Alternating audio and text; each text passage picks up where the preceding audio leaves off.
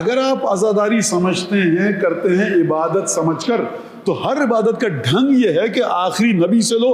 تو اگر عزاداری عبادت ہے تو اس سلسلے میں آپ آخری نبی کے پاس کیوں نہیں جاتے؟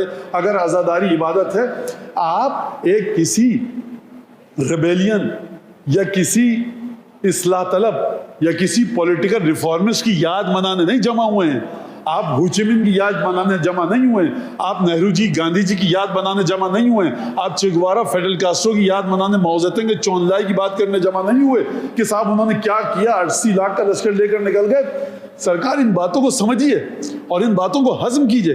جب آپ کہتے ہیں مختلف جملے کربلا کے بارے میں اور سید الشہداء کے بارے میں، دیکھیے یہ بالکل یزیدوں والا کام کیا ہے اس نے۔ کیا مطلب؟ بیٹھیے ذرا آپ، کیا مطلب یزید والا کام کیا ہے؟ خوب توجہ کے ساتھ سنیے گا، کیونکہ حدیث سنانے کا تو فائدہ ہے نہیں۔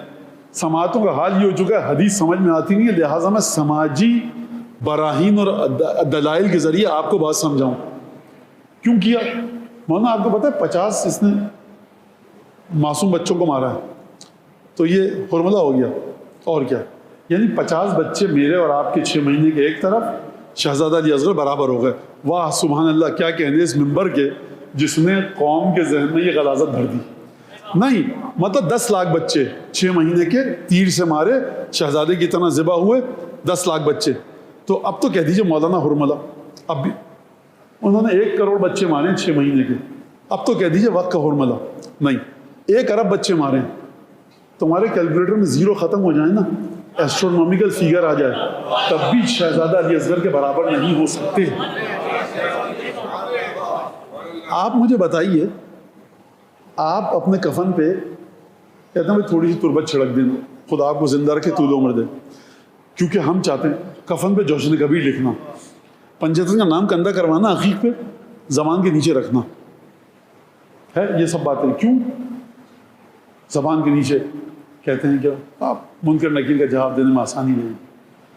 کفن پہ تربت چھڑکنا، عذاب سے بچیں گے، آب زمزم دعا پڑھ کے جوشن کبیر اٹھے نا جب قیامت کے میدان میں، تو یہ سب چیزیں لے کر اٹھیں تاکہ کچھ تو بچاؤ ہو سکے عذاب سے۔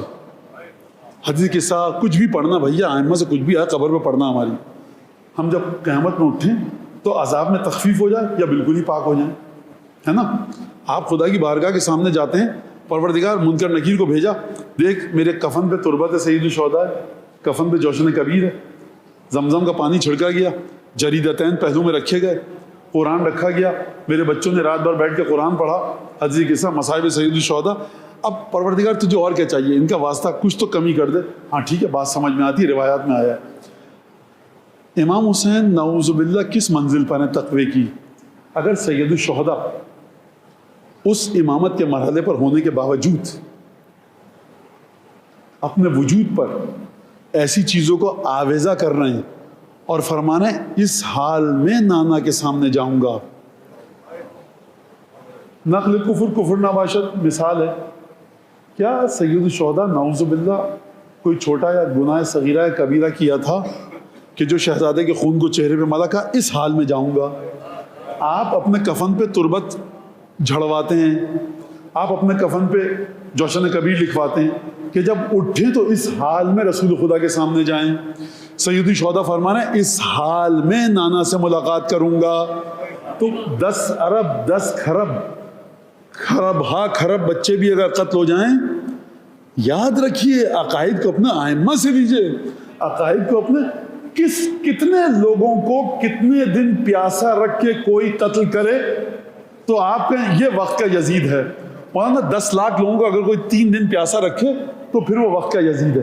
تو 10 لاکھ لوگ الحمدللہ غیر معصوم بے نمازی ہو گئے، ایک مولا حسین کے برابر۔ الحمدللہ کہ مرنے سے پہلے ہم نے یہ ستم بھی دیکھ لیا۔ ہیں کہاں پر آپ لوگ؟ کس کربلا کی یاد منا رہے ہیں؟ اس کربلا کی جو تعداد کے ذریعے چلتی ہے یا رسول خدا کے لہو کے ذریعے چلتی ہے؟ لہٰذا آپ خوب اچھی طرح سے اپنے بچوں کو وہ کربلا سکھائیے جو 5واں 6ٹھے امام نے جس کی جانب اشارہ کیا۔ لہٰذا بہت سی گمراہ کن باتیں کی جاتی ہیں، کربلا معرفت کی معراج ہے، کربلا بہادری کی معراج ہے، کربلا قربانی کی معراج ہے، تمام باتیں اپنے مقام پر صحیح۔ 6ٹھے امام نے کربلا کے کس پہلو کو برجستہ، پرومیننٹ اور ابھارنے کا حکم دیا؟ غدیر کا دن ہے، کسی گھر میں موت ہو گئی، اب آپ کہیں نہیں بھائی ہمیں عزاداری نہیں کرنی، دفن کر کے مسکرا کر ملیں گے، غدیر کے دن ہے بہت ثواب ہے، اور جو ہم میلاد وغیرہ کریں گے نظر نیاز کریں گے غدیر کی، وہ اپنے مرنے والے کو ابھی دفن کر کے آئے ہیں، غدیر کا دن ہے، آپ غمگین ہیں، لیکن حکم مولا ہے اس لیے آپ غم کو دبا کر خوشی کا اظہار کر رہے ہیں۔ عاشور کا دن ہے، اب ذرا پلٹا لیجئے مثال کو، عاشور کا دن آیا، عاشور کا دن آیا، مولا علی ہیں، حدیث ہے اپنی مجالس کو زینت دو علی کے ذکر کے ذریعے۔ کبھی آپ نے دیکھا جو صبح عاشور ہمایاں کی مرکزی مجلس ہوتی ہے اس میں جناب امیر کے قصیدے پڑھے گئے ہوں، اگر کوئی پڑھنے بیٹھ بھی جائے تو الحمدللہ کچھ بزرگ ایسے ہیں کہ جو ٹوک دیں گے، کیوں؟ آج خوشی کا دن نہیں ہے، سرکار مولا علی کے قصیدے، جناب امیر کے قصیدے سن کر بھی جو خوشی حاصل ہو وہ عاشور کے دن کے لیے نہیں ہے۔ کتنی چھان پھٹک کے بعد، کتنی جانچ پڑتال کے بعد، اور کتنا چننے اور بیننے کے بعد کربلا آپ تک پہنچی ہے۔ لہٰذا آپ کو جو رسول خدا نے کہا ہے کربلا کے جس پہلو کو برجستہ کرو، کربلا کے جس پہلو کو ابھارو، آپ اس پہلو کی طرف جائیے۔ عقل لاکھ کہے، شعور لاکھ کہے کہ توحید کی فتح تھی، عقل لاکھ کہے کہ شجاعت تھی، شعور لاکھ کہے کہ جمع مردی تھی، پامردی تھی، استقلال تھا، پائے استقلال حسین ابن علی میں لغزش نہیں آئی، لیکن یہ چیزیں آپ کو نمایاں نہیں کرنی ہیں۔ آپ کو کربلا میں وہ چیز نمایاں کرنی ہے کہ جس کا چھٹے اور پانچویں امام نے حکم دیا۔ عقل کہہ رہی ہے سبحان اللہ حسین ابن علی نے کیا کام کیا، لیکن فرمان رسول خدا ہے کہ سبحان اللہ کہہ کر تعریف مت کرو، میرے نواسے کے مصائب سن کر آنسو بہاؤ۔